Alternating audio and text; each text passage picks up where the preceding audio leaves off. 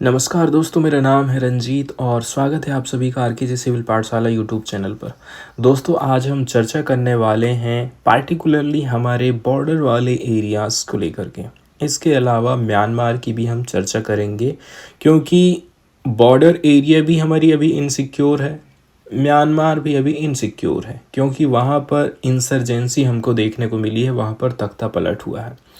जब भी तख्ता पलट होता है तो वहाँ के जो नागरिक लोग रहते हैं वो बुरी तरह से प्रभावित होते हैं, हत्याएं होती हैं, आगजनी होती हैं। इसके चलते चलते वहाँ से लोग पलायन करना चालू कर देते हैं।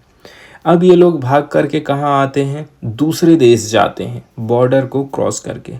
और जब ऐसे समय में कि जिस समय में उस जगह में 16 किलोमीटर म्यांमार और भारत की जो सीमा है उससे सटे हुए जो राज्य हैं, जैसे कि मणिपुर की बात कर लें, यहाँ के लोग और वहाँ के जनजाति वाले लोग दोनों में काफ़ी समानताएं हैं, काफ़ी ह्यूमैनिटेरियन थिंकिंग है हम लोगों की। इसलिए हम सोचते हैं कि इनकी आवाजाही फ्री तरीके से हो।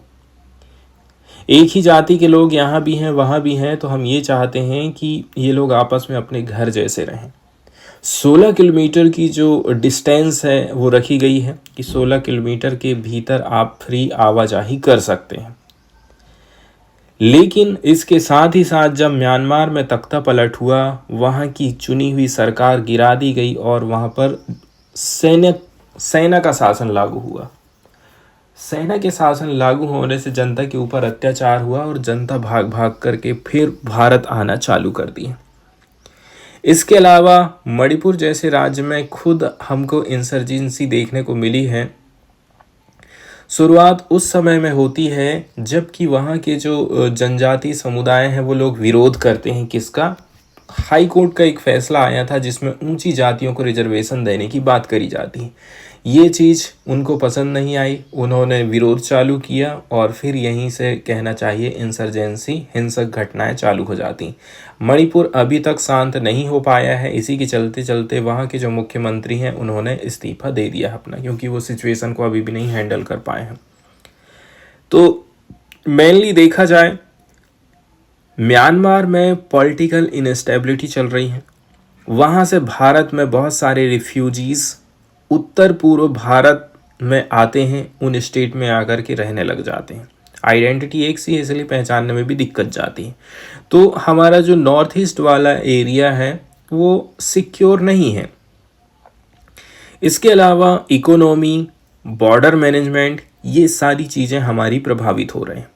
इस स्थिति को संभालने के लिए हमको एक बैलेंस्ड और लॉन्ग टर्म स्ट्रेटजी बनाने की ज़रूरत है ताकि स्टेबिलिटी और इकोनॉमिक डेवलपमेंट हमारा हो सके। अब एक एक करके हम समझते हैं कि नॉर्थ ईस्ट इंडिया की सिचुएशन क्या चल रही है।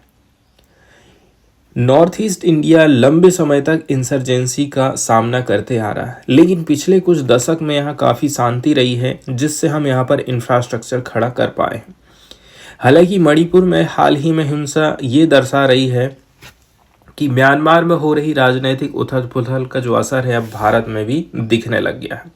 सेकेंड नंबर की बात हम कर रहे हैं किसको लेकर के? Myanmar military coup and its impact.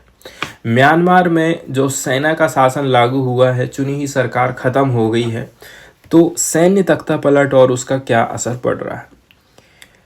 फरवरी 2021 में म्यांमार की सेना ने, जिसको बोलते हैं तत्माडाव, ने वहाँ की सरकार को हटा करके सत्ता अपने हाथ में ले ली। अब नागरिक भी वहाँ के चुप नहीं रहे, उन्होंने सिविल डिसओबीडियंस मूवमेंट चालू कर दिया। बाद में लोग हथियार उठाने लग गए। पीपुल्स डिफेंस फोर्सेस और जातीय सशस्त्र संगठन, जिसको बोलते हैं एथनिक आर्म ऑर्गेनाइजेशन, ये दो लोगों ने मिल करके सेना के खिलाफ लड़ाई चालू कर दी थी, जिससे म्यांमार के कई हिस्से सेना के नियंत्रण से बाहर हो गए। अब वहाँ की जो सेना है वो इनको दबाने की कोशिश करने लगी। ज़बरदस्त हिंसा हुई, जिसमें आम नागरिकों पर हवाई और तोपखाने हमले हुए, एरियल एंड आर्टिलरी बॉम्बार्डमेंट किए गए। खास करके जो सागाइंग क्षेत्र है, चिन सेक्टर है, काचिन सेक्टर है, पार्टिकुलरली ये सारे जो एरिया हैं भारत की सीमा से लगे हुए हैं।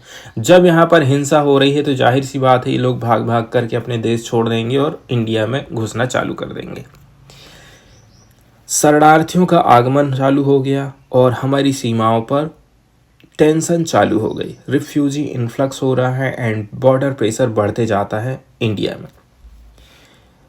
भारत के नॉर्थ ईस्ट एरिया में ऐसे कई सारे एथनिक ग्रुप्स हैं, जाति समुदाय हैं जो भारत और म्यांमार दोनों में बसे हुए, जैसे कि मिजो चिन कुकी। भारत और म्यांमार की सरकारों ने इन समुदायों के बीच रिश्तों को देखते हुए मुक्त आवागमन, जिसको फ्री मूवमेंट रेजिम बोलते हैं, ये यहाँ पर बहुत इम्पोर्टेंट है, जो कि 16 किलोमीटर की है। मतलब दोनों देशों के बीच 16 किलोमीटर तक की सीमा में बिना वीज़ा के आने जाने की इनको छूट दे दी है, वीज़ा फ्री मूवमेंट कर दिया है। इसके जरिए सीमा पर बॉर्डर हाट्स जैसे व्यापारिक केंद्र भी बनाए गए ताकि स्थानीय व्यापार और आजीविका को भी बढ़ावा मिल सके। लेकिन म्यांमार में हिंसा हो रही है, वहाँ से बहुत सारे रिफ्यूजी भारत में आ रहे हैं, इससे बॉर्डर सिक्योरिटी को चुनौती मिल रही है। वहीं यदि हम रिफ्यूजी सिचुएशन की बात कर लें, भारत में कितने सारे शरणार्थी आकर बसे हुए हैं।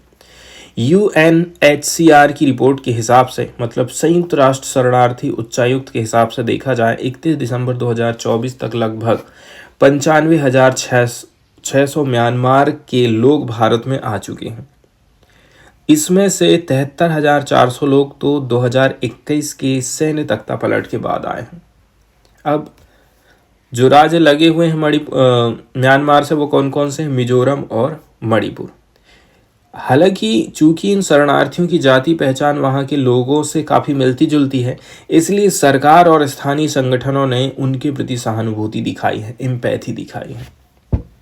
वहीं मणिपुर की यदि हम बात कर लें, मणिपुर में तो काफ़ी चिंता का ये विषय है, क्योंकि इससे इनका जो एथनिक बैलेंस है वो गड़बड़ हो जाएगा, मिक्स हो जाएंगे ये लोग, ठीक है, उनकी पहचान नहीं रहेगी, संस्कृति नहीं रहेगी, इसलिए यहाँ के लोग काफ़ी चिंतित हैं, जिससे वहाँ का पहले से चला आ रहा मैतेई कुकी संघर्ष और भी ज़्यादा बढ़ने की संभावना है। इन्हीं चिंताओं को देखते हुए भारत सरकार ने 2023 में बोला है कि नहीं, हम इस फ्री आवागमन वाली व्यवस्था को ख़त्म कर रहे हैं। हालांकि ये क्लियर नहीं हो पाई है कि भारत ने म्यांमार को इस फैसले की औपचारिक जानकारी दिया है कि नहीं दिया है। फिर दिसंबर 2024 में एक नया नियम आया, जिसके अंतर्गत सीमा से 10 किलोमीटर के भीतर रहने वाले लोग, ठीक है, एक स्पेशल परमिट लेंगे और फिर आना जाना कर सकते हैं। सरकार ये व्यवस्था लेकर के आई थी, लेकिन इससे बॉर्डर का जो ट्रेड है वो प्रभावित होता है। जैसे एक जगह है मणिपुर की काफ़ी फेमस, मोरे, जो कभी भारत और दक्षिण पूर्व एशिया के बीच प्रमुख व्यापार का केंद्र था, अब संघर्षों के कारण ठप पड़ा हुआ है। अब चौथे पॉइंट की यहाँ पर हम बात करते हैं, India and China's response to Myanmar crisis. Myanmar में क्राइसिस आया है तो दोनों किस तरीके से निपटे हैं, इसके ऊपर चर्चा करते हैं। चीन भी म्यांमार की अस्थिरता से प्रभावित हुआ है और उसने अपने कुछ महत्वपूर्ण क्रिटिकल बॉर्डर सेक्शंस पर फेंसिंग लगा दी है, बाड़ लगा दी है। इससे इलीगल माइग्रेशन रोका जा सकता है। सबसे पहला रिस्पॉन्स उसने यही किया था।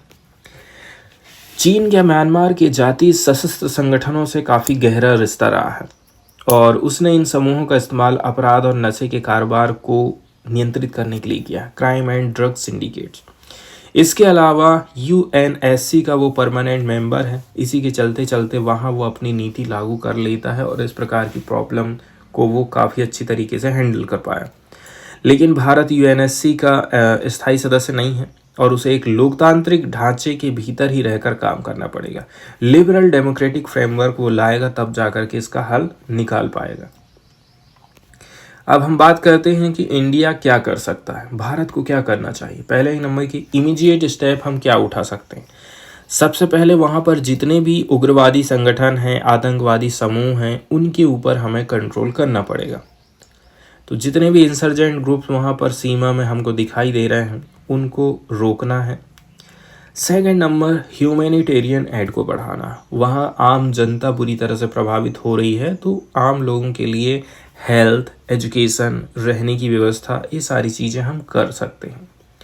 तीसरे नंबर का पॉइंट हम तत्काल में कर सकते हैं, वो है म्यांमार में लोकतांत्रिक व्यवस्था आ जाए। चुनी हुई सरकार यदि वहाँ आ जाती है तो भारत को काफ़ी कुछ सहायता मिल जाएगी। तो इसके लिए पड़ोसी देशों से मिल कर के हमें म्यांमार के ऊपर थोड़ा सा दबाव डालने की ज़रूरत है। अब हम बात करते हैं कि लॉन्ग टर्म में हम क्या कर सकते हैं। पहले नंबर की बात यह है, नॉर्थ ईस्ट इंडिया का आर्थिक विकास म्यांमार और दक्षिण पूर्व एशिया के साथ व्यापारिक रिश्तों पर निर्भर करता है। मतलब हमारे नॉर्थ वाले, ईस्ट वाले राज्य म्यांमार के साथ रिलेशन अच्छे हैं तो उनमें अच्छी खासी प्रगति होगी। ठीक है, डायरेक्ट एक्सपोर्ट इंपोर्ट उनका बेटर रहेगा। इसलिए भारत को बॉर्डर मैनेजमेंट पॉलिसीज़ को ऐसे बनाना है जिससे सेफ्टी भी रहे और इकोनॉमी भी बेटर तरीके से काम कर सके।